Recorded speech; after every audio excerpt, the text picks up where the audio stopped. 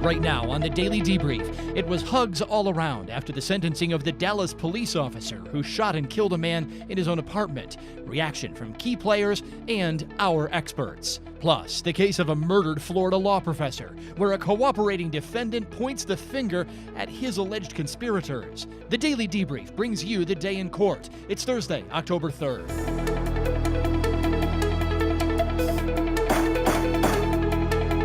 Welcome to the Debrief, everyone. National reaction pouring in today to the sentencing of now fired Dallas police officer Amber Guyger. We brought you that sentencing live on the Debrief yesterday as a jury recommended 10 years in prison after convicting Guyger of murdering an unarmed African American in his own apartment. Guyger testified that she thought the victim was an intruder, then realized she was in the wrong apartment. Here again was that recommended sentence.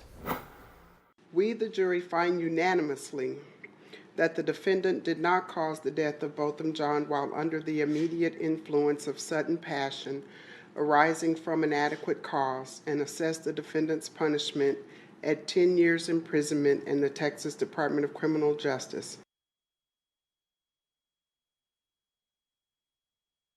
John, an accountant who was merely sitting inside eating ice cream.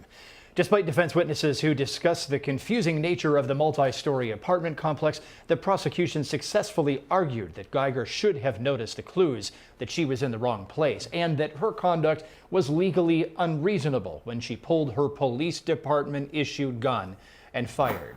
Yesterday's sentencing of Amber Guyger contained many memorable moments. Please. During a victim impact statement, the brother of murder victim Botham Jean asked if he could give Amber Guyger a hug. And so, after receiving permission, he did. The image of the man who lost a brother forgiving the woman who pulled the trigger, even telling her that he loved her, led to a massive social media response about the role of forgiveness in the criminal justice system.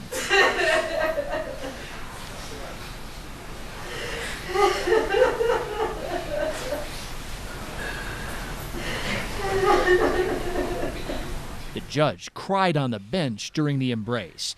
Afterwards, cameras showed the judge hugging the victim's family. And finally, the judge retrieved her personal copy of the Christian Bible and told Guyger that her job over the next month was to read it, starting with John 3:16. For God so loved the world that he gave his one and only Son. The judge read the passage to the defendant convicted of murder and even gave her a hug.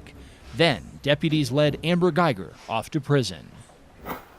Dallas County District Attorney John Cruzo is himself a former judge. He discussed the judge's actions with me earlier today on the Law&Crime Network. As far as the sentence itself is concerned, we respect the jury's decision.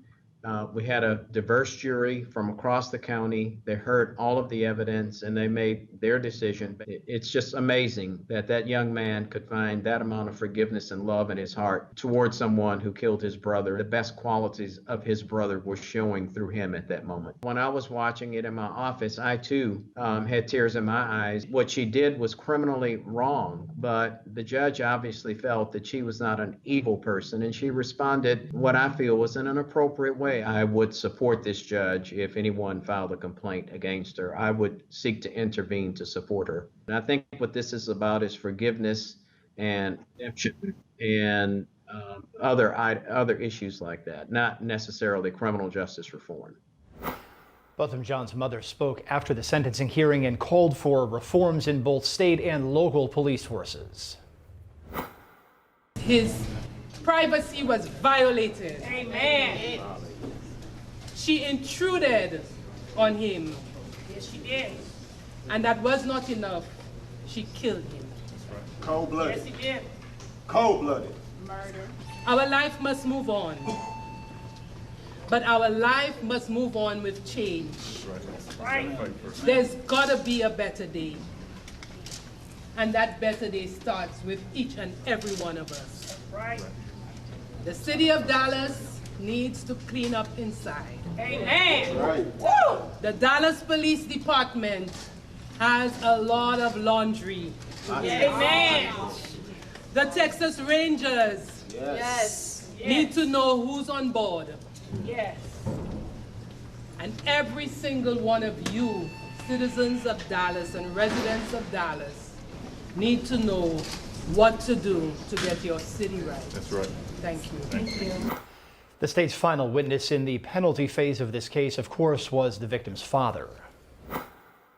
Having him as a babe, just born as, and then my wife had to leave for university.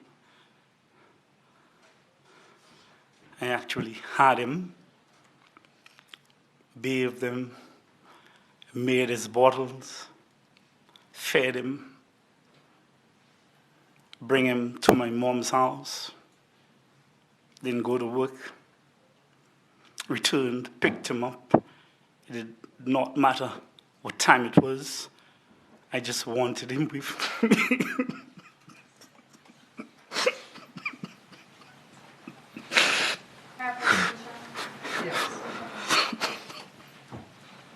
Bertram, you said that Sundays are not good for you anymore. Because I'm not hearing his voice. You've indicated to me in the past that you can't listen to videos of him singing. I'm still not ready for it. It hurts me that he's not there. Attorney Ben Crump represents the family of both of them. John, you heard from both parents right there. Attorney Crump is live with us on the debrief. He's a busy man and he's in his car right now. Mr. Crump, thank you for joining us. Thank you for having me, Aaron. So is reform going to come through a simple request, through activism, through the community, or through a civil suit in this case? I think it's going to come between a combination of things. Because this was such a historic case with historic results, I think it has everybody's attention focused. And with the city of Dallas now being featured on every newscast around the world and their police department being put on blast by Miss Allison Jones based on what was revealed during the trial about how they allow police officers to destroy evidence and tamper with evidence and to conspire to conceal the truth by telling subordinates to turn off recordings and dash cam video and police cruisers when you had a criminal suspect in the vehicle. I mean, it was all there for us to see with our eyes. I think there has to be some consequences. They have to clean house on all these obvious crimes that were committed that the whole world witnessed from that courtroom. Some critics have said that the 10-year sentence is a little bit too light. The family said it was satisfied with the sentence in the criminal case here. Is that still the family's belief? Well, his brother, expressed that incredible moment of trying to find solace and peace in it by offering forgiveness to her.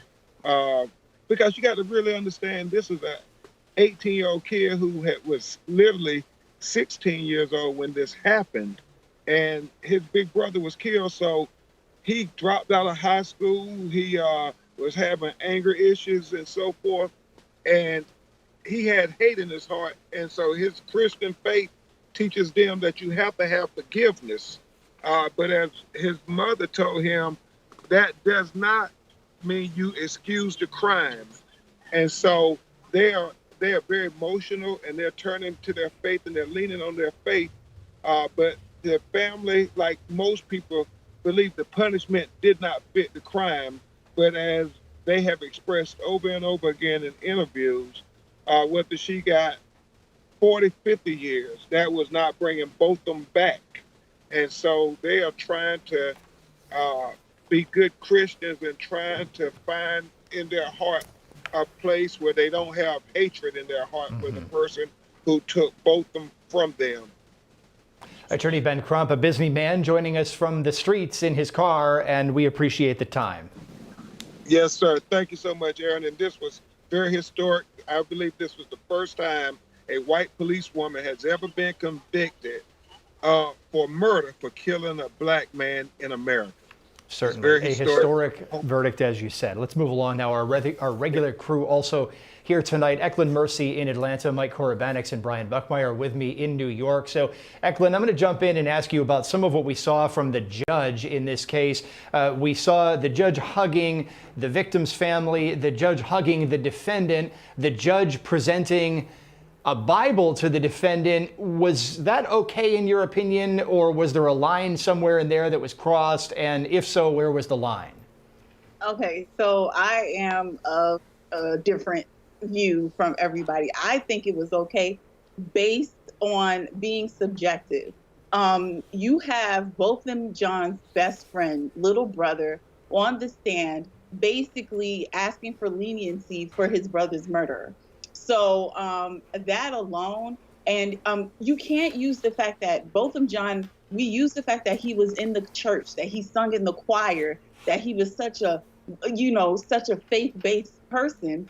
And then, I mean, that was basically what we heard throughout the whole trial, is that how he loved the church, how he loved the Lord, and how he was guided by his Christian faith. So his brother came and basically did what Botham Jean would have done in that situation.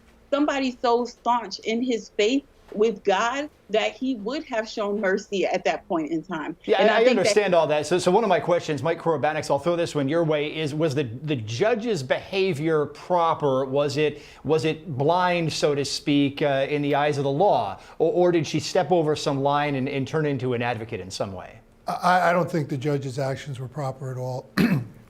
It's an emotional time, but the courtroom and the people who represent it, as you said, justice is supposed to be blind. She has to make decisions in this case.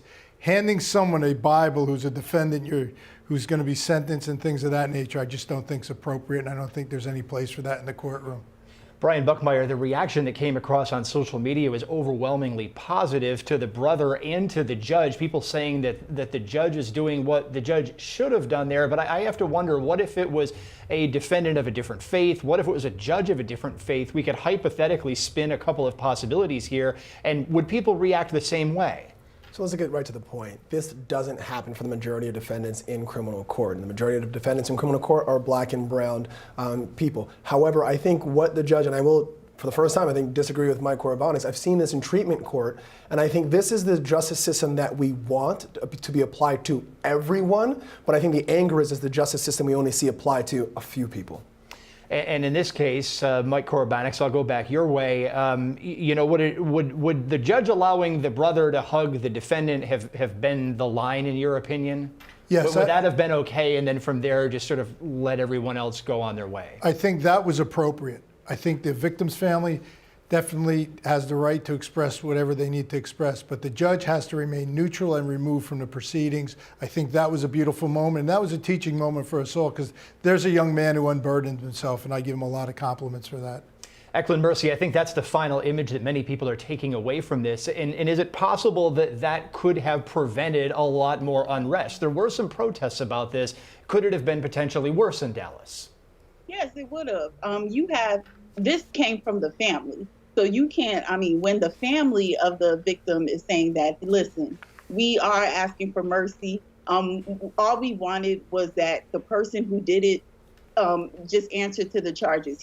She was convicted by a jury of murder, and they got that. And she now is sentencing. So they asked for mercy. They asked for leniency, not just for her, but mostly for them. And just forgiveness goes both ways. It helps the family, and it definitely helped Amber Guyger in this case.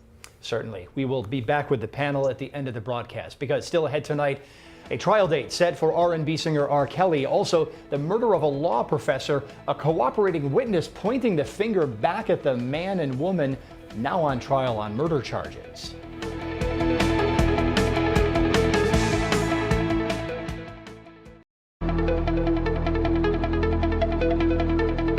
Welcome back to the Debrief. Let's check in with Chief Investigative Correspondent Brian Ross, who's looking into a very famous missing persons case for us tonight.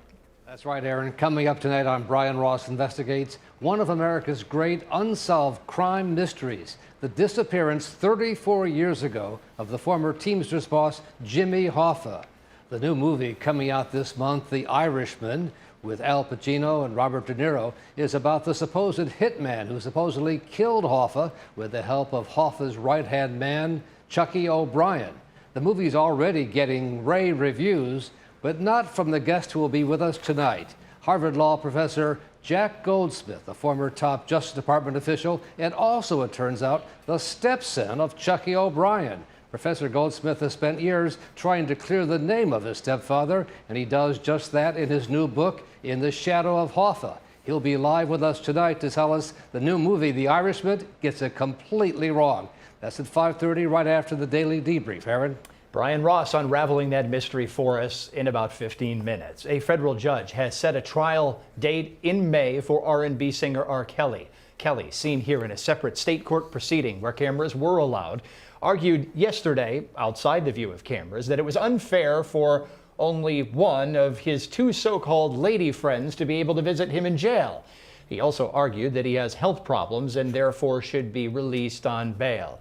The federal judge agreed with prosecutors who argued that R. Kelly could potentially flee the country as federal and state sex crimes charges pile up against him. The Law&Crime network was there as attorney GLORIA ALLRED spoke for the victims. One of her clients says R. Kelly held her against her will. Another fears that if he is released, he'll try to obstruct justice or intimidate witnesses. The prosecution alleged that he threatened to release quote, compromising, potentially embarrassing photos of Jane Doe number 5, that would constitute obstructive behavior. My client interpreted as intimidation or attempted intimidation of her. The allegation is that while Mr. Kelly was on bail in 2002 in connection with the Cook County criminal case against him, that our client, victim number 2, alleges that she was held in a room for multiple days without her consent, and that her account, according to the prosecution's response filed in court, was corroborated by accounts made to others by Jane Doe number 2 at the time of this alleged crime's occurrence. Now to the Florida trial involving power, money, gangs, and an on-again, off-again couple accused of murdering a law school professor. The victim in the case, Dan Markell, was in a tense custody battle with his ex-wife, Wendy. Prosecutors say that battle was a potential motive for murder. Neither the ex-wife nor her relatives have been charged, and the ex-wife testified here with immunity that she had no knowledge of a plan to kill her ex-husband. The defendants are Sigfredo Garcia and Catherine Magbanua. Magbanua blames Garcia. Garcia says he didn't do it. Those two are on trial, but there are 3 defendants in this case. Luis Rivera cooperated with authorities and took the stand. He said on the day of the murder, he and Sigfredo Garcia followed the victim, Dan Markell, as Markell drove from a daycare to a gym. Things got heated on the witness stand when Garcia's defense attorney cross-examined Rivera and asked about the presence of another member of a gang. Oh, sorry, man. You bring this lad and came back and forth, man. You got my life in jeopardy right now just because. And yesterday you told me about the same thing. Where's my location at? My life is in jeopardy, even worse now, because now they know where I'm at. And that's protected custody. After Mr. Markell leaves the gym and you follow him, you pull out, when you see him pulling towards his neighborhood, you pull into another direction, correct? Yes, sir. Because you don't want him to be seeing you behind him, correct? Yes, sir. You pull up into 2116 Trescott Ave, right behind his car that's in the garage. Yes, sir. And that's where Mr. Markell's killed. Yes, sir. And it's your testimony that you are not the shooter. Yes, sir. Is there anybody else that could testify to who the shooter is? But that's not an appropriate question, Mr. Sanganet. Was there anybody else in the car with you? Garcia was in the car with me. Anybody other than Garcia? Nobody else. The victim's ex-wife has a brother named Charlie Adelson. One of his ex-girlfriends said that he keeps a refrigerator-sized safe filled with cash in his bedroom. And I wanted to say at that time, obviously, you know, he just had a baby with someone else, and that's the primary reason we broke up. So when I gave that interview, the baby was 6 months old, and Bree moved into the house, and they got a dog, and I thought I would never speak to him again. So I was obviously, hurt and angry. And Okay. So were you lying to law enforcement back in July 24th, 2018 because of your No. anger? Okay. So I want to ask you specifically in that interview, did you talk about observing large amounts of cash lying around the house when you were dating Charlie Adelson? Yes. All right. Did you say back on July 24th, 2018, quote, "But there was always stacks of hundreds, like a lot of cash in there. I don't know exactly." Agent Sanford said, "Yeah." "Thousands and thousands of dollars, you think?" And your answer was, "Yeah." Does that sound like what you said on the interview? I would, something along the lines of that. Okay.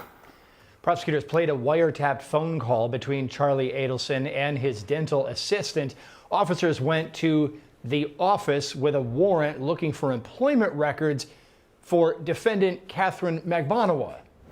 Hey, what's going on? If you're asking for records for Katie.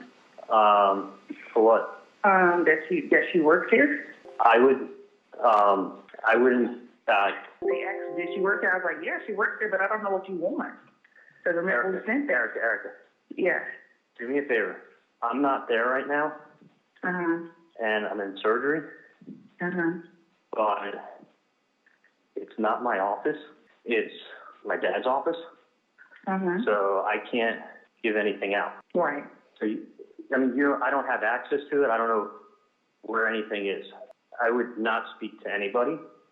Listen, you can talk to whoever you want. I shouldn't say don't talk to anybody. It's not my office. The office was sold back to my dad, actually, a long time ago. So tell them that so it's actually, you're talking to the wrong Dr. Adelson. It's not your office. You can't get that record. They said within 20 days of the Florida statute, provide above cause with reason. Are they there now, or are they just standing? They're there, but I'm in the back. I'm in the back. They're just waiting for me to come back. Oh, and they want records? Yes. Do me a favor. I'm going to call you from a landline on your cell phone, okay? Okay. All right, bye. That case getting more and more complicated. We will keep track of it. You saw all the pictures of the various people prosecutors are trying to tie together to add up to a conviction against the two charged defendants here. We are out of time. I wish we could discuss this case further with our panelists here on The Debrief. Brian Ross Investigates is next here on the Law and Crime Network. Our live trial coverage of cases around the country begins tomorrow live at 9 in the morning. The Debrief, of course, will be back for you at 5 p.m. live on the network. This is Aaron Keller. We'll see you tomorrow.